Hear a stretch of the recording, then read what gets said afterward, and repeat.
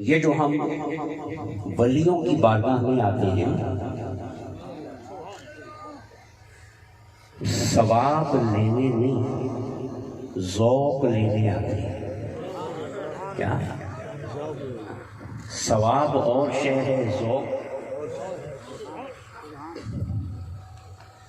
सवाब वालों के चेहरों पे सजदे का निशान होता है, ज़ौक़ वालों के चेहरे पे नूर होता है। गाल खोल दी। क्या बात है। सारे नूर वाले चेहरे बैठे थे नहीं, और आपके चेहरों पे भी नूर है, भी नूर लेने ही तो आए हैं। नमाज पढ़ने के लिए तो हर जगह पे मस्जिद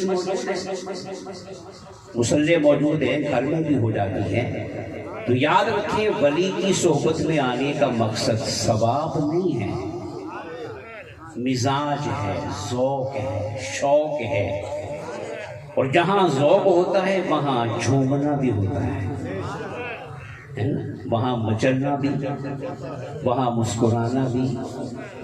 ये बंदा चुप करके बैठा है तो मतलब ज़ौक़ नहीं है।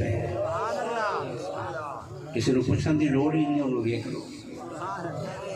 और जो मुस्कुरा रहा है, झूम रहा है, तो समझे कि उसे करंट लग रहा है ना। इसलिए इस महफिल में बंदा बैठे तो सिर्फ सवाब के लिए नहीं, अपने अंग अंग को इश्क़ मुस्तफ़ा से चमकाने के लिए।